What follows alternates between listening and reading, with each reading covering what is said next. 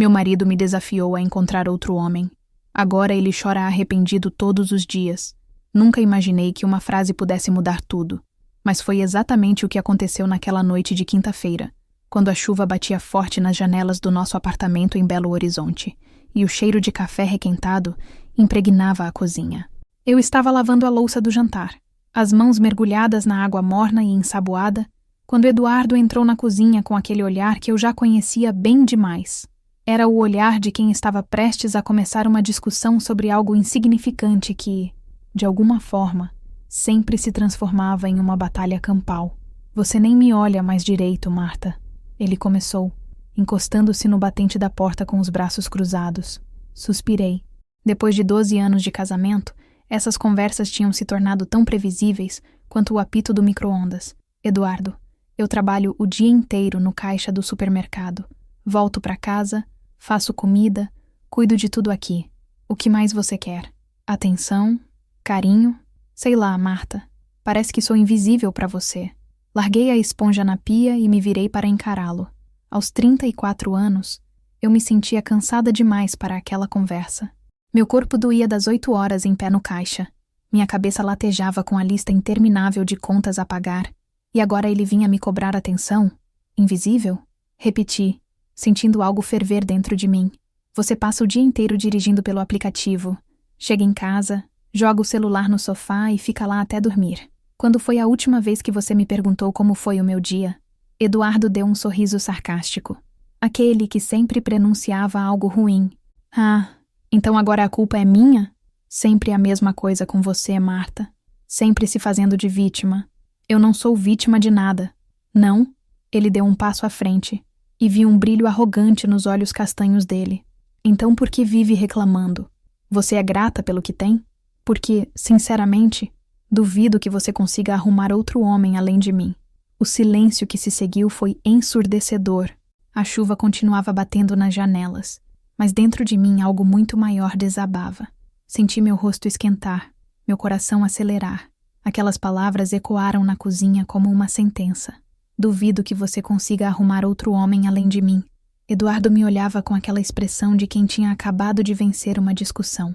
Mas ele não sabia, não podia imaginar a tempestade que havia despertado dentro de mim. Não era apenas raiva, era algo mais profundo. Era a percepção súbita e dolorosa de que eu havia me tornado invisível. Não para o mundo, mas para mim mesma. Quando foi a última vez que me olhei no espelho e vi uma mulher? Quando foi a última vez que me senti desejada, valorizada, viva? Você acha mesmo isso? Perguntei, minha voz saindo mais calma do que eu esperava. Acho, ele respondeu, dando de ombros. Não é por mal, Marta, é só a realidade. Você tem 34 anos, trabalha em supermercado, não tem mais aquele corpo de quando a gente se conheceu. Sem falar que você vive cansada, mal arrumada.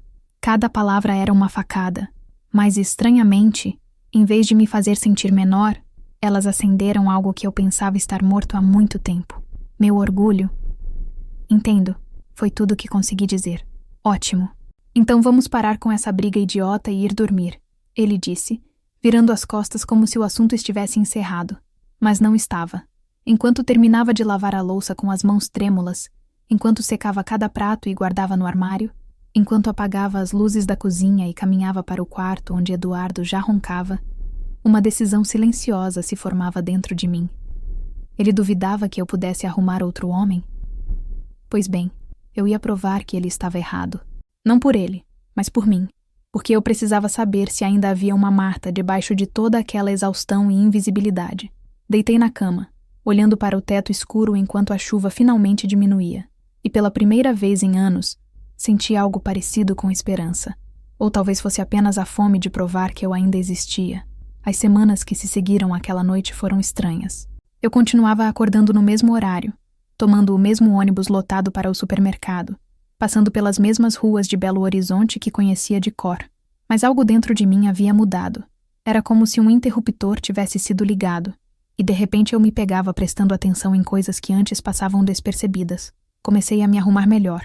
Nada extravagante.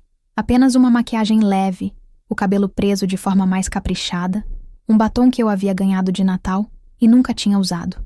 Eduardo não percebeu, ou fingiu não perceber. Continuava com sua rotina de motorista de aplicativo, saindo cedo e voltando tarde, cada vez mais distante. Foi em uma terça-feira de manhã que tudo começou a mudar de verdade. Eu estava no caixa, passando compras de uma senhora que reclamava do preço do arroz, quando senti uma pontada aguda no peito. A dor foi tão súbita que me fez largar o pacote de macarrão que segurava. Apoiei-me no balcão, tentando recuperar o fôlego. Marta, você tá bem? Perguntou Célia, a caixa do lado. Acho que sim, menti, mas a dor persistia, irradiando para o braço esquerdo. Célia não acreditou. Chamou o gerente, que insistiu para que eu fosse ao posto de saúde do bairro. Eu relutei.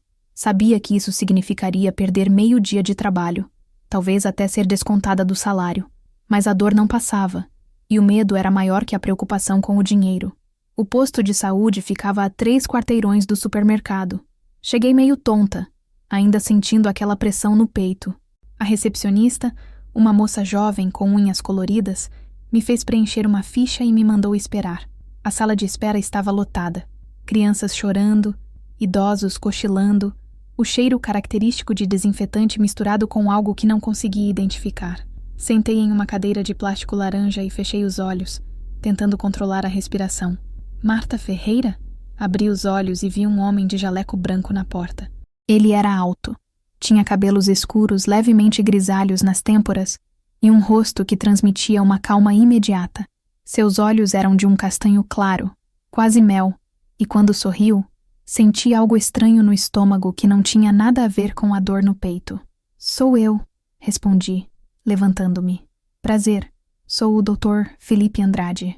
Pode vir, por favor? Seguiu até um consultório pequeno, mas organizado.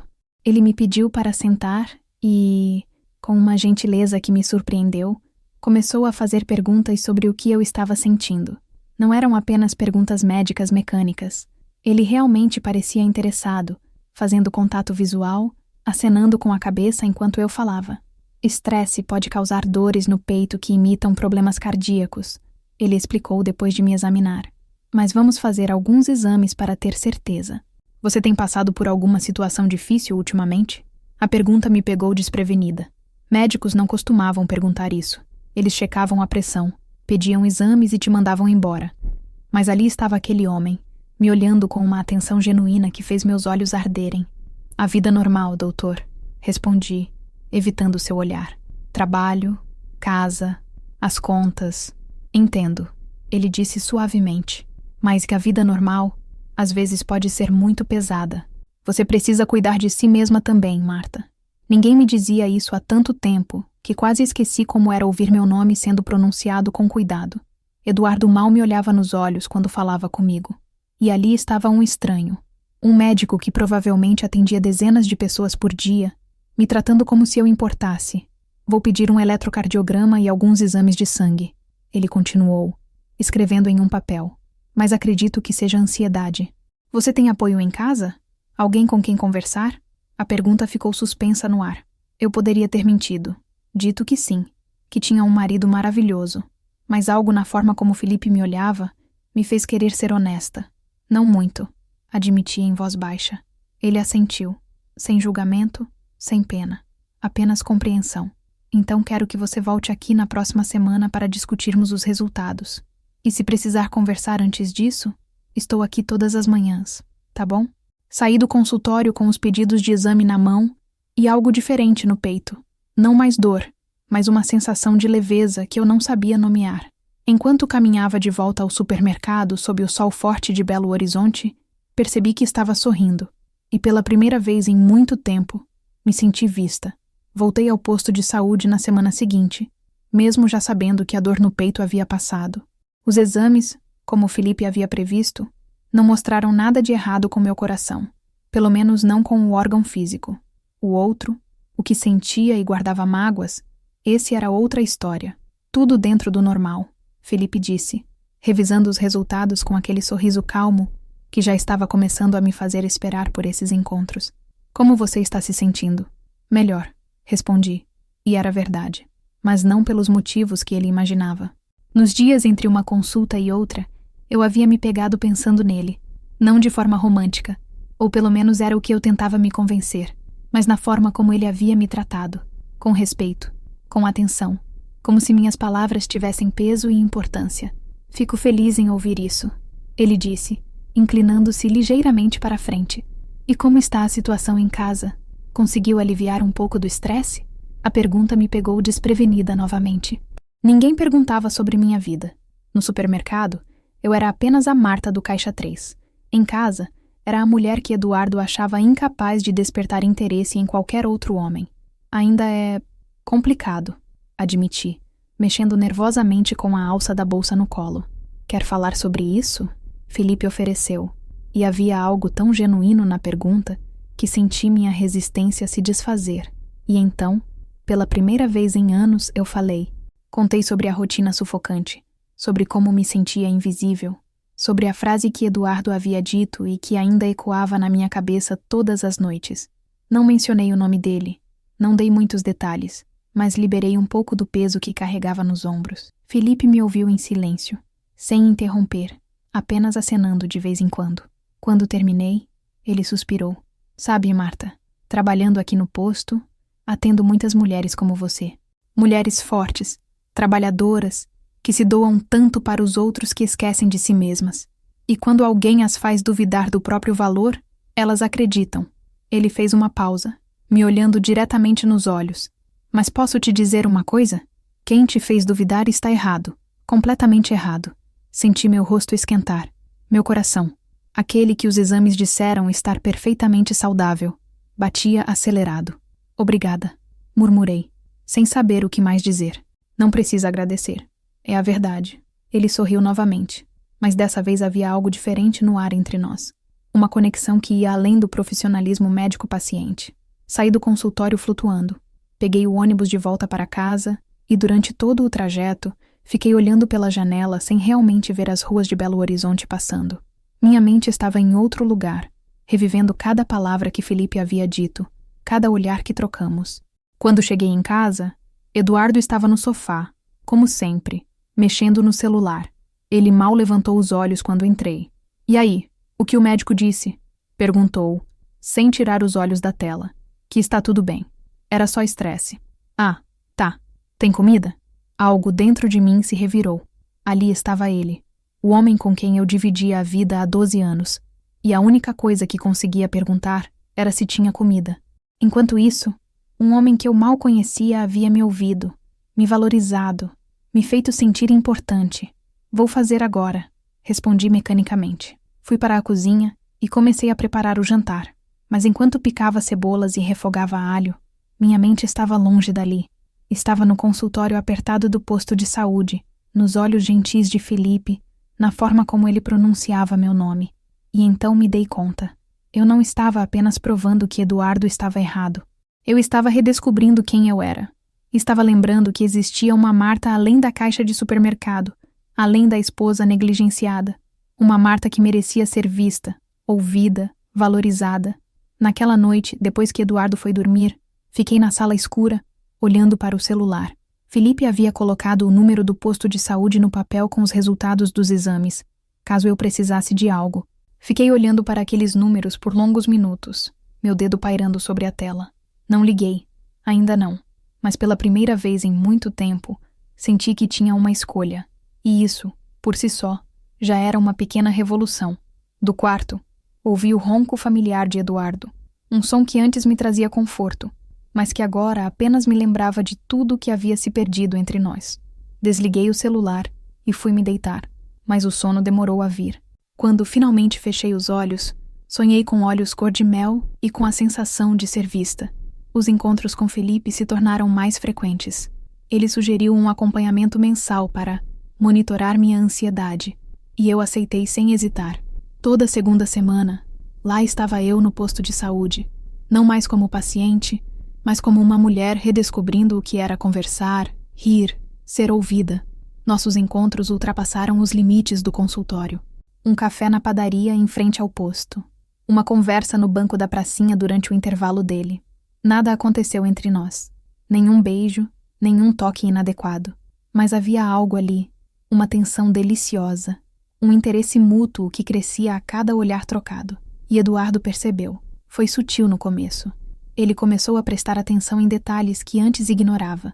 o batom que eu usava, o perfume que havia comprado com o 13º, a forma como eu sorria ao mexer no celular. Quem é? Ele perguntou uma noite, enquanto eu respondia uma mensagem de Felipe sobre um artigo interessante que ele havia lido. Uma amiga do trabalho. Menti, guardando o celular rapidamente. Os olhos de Eduardo se estreitaram. Ele não acreditou, mas também não insistiu. Em vez disso, começou a me observar. Notei que ele ficava mais tempo em casa. Aceitava menos corridas pelo aplicativo. Estava sempre por perto, sempre atento, sempre vigiando. E quanto mais ele vigiava, mais eu me afastava. Um sábado à tarde, quando eu voltava da feira, encontrei Eduardo mexendo no meu celular. Meu coração disparou. O que você está fazendo? Perguntei, tentando manter a voz calma. Quem é Felipe? Ele respondeu, me encarando com uma expressão que misturava raiva e algo que me surpreendeu. Medo. Um médico do posto de saúde. Você sabe disso. Médico que manda mensagem todo dia? Que te chama de Marta querida. Ele jogou o celular no sofá. Você acha que eu sou idiota? Peguei meu celular, verificando rapidamente as mensagens. Felipe realmente havia me chamado de querida em uma mensagem recente. Um gesto carinhoso que me fez sorrir quando recebi. Mas agora, nas mãos de Eduardo, aquilo se tornava uma acusação. Não está acontecendo nada, respondi. E era verdade. Mas também era mentira, porque estava acontecendo algo. Sim, algo que não envolvia corpos, mas almas. Algo que me fazia sentir viva novamente. Não está acontecendo nada? Eduardo se levantou, vindo na minha direção, e pela primeira vez em 12 anos, vi lágrimas nos olhos dele. Você mudou, Marta. Você não é mais a mesma. A ironia era quase cômica. Ele havia me desafiado a encontrar outro homem, duvidado da minha capacidade de despertar interesse. E agora que eu estava provando que ele estava errado, mesmo que apenas através de conversas e olhares, ele não conseguia suportar. E você esperava o quê, Eduardo? As palavras saíram mais duras do que eu pretendia. Você me disse que eu não conseguiria arrumar outro homem. Você me fez sentir invisível, insignificante. E agora que alguém me vê, me valoriza. Você tem ciúmes? Eu não quis dizer aquilo, ele murmurou, passando as mãos pelo rosto. Foi só raiva, e foi... Foi o que você realmente pensa, cortei. E sabe de uma coisa? Você estava errado, completamente errado. O silêncio que se seguiu foi pesado.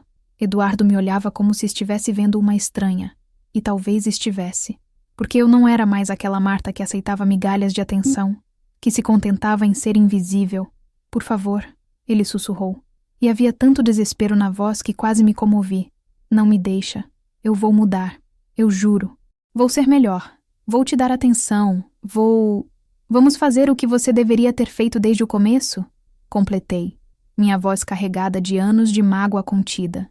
Tarde demais, Eduardo. Você vai ficar com ele? A pergunta saiu estrangulada. Com esse médico? Olhei para meu marido, para aquele homem que eu amei, com quem construí uma vida, e vi apenas um estranho que havia me diminuído tanto que eu mesma havia esquecido meu próprio valor. Isso não é sobre ele, respondi, finalmente entendendo. Nunca foi. É sobre mim. Sobre lembrar que eu existo, que eu importo, que eu mereço mais do que você me ofereceu todos esses anos. Eduardo caiu no sofá, a cabeça entre as mãos. Estava chorando de verdade agora, os ombros tremendo com soluços abafados. Parte de mim queria consolá-lo, como havia feito tantas vezes ao longo dos anos. Mas a outra parte, a parte que Felipe havia ajudado a despertar, sabia que eu não devia nada a ele. Peguei minha bolsa e saí do apartamento, deixando Eduardo sozinho com seu arrependimento.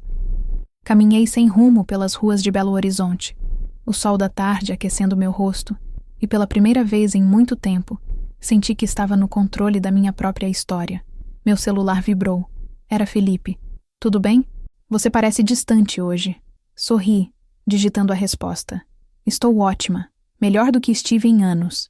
E era verdade. As semanas seguintes foram um turbilhão. Eduardo tentou de tudo.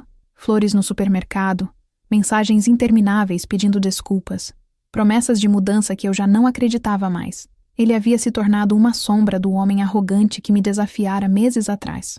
Agora era ele quem implorava a atenção, quem se sentia invisível. Parte de mim sentia uma satisfação amarga ao vê-lo assim, Era como se cada lágrima dele lavasse um pouco da humilhação que eu havia carregado. Ele estava provando do próprio veneno, e o gosto era amargo. Felipe também percebeu a mudança em mim. Em um de nossos encontros na pracinha, ele segurou minha mão pela primeira vez. Foi um gesto simples, mas carregado de significado. Senti meu coração acelerar, aquela sensação de borboletas no estômago que eu pensava ter perdido há anos. Você está diferente, ele disse, seus olhos cor de mel me estudando. Mais leve, mais... você. Acho que estou me encontrando de novo, respondi, entrelaçando meus dedos nos dele. E o seu marido? A pergunta pairou no ar entre nós.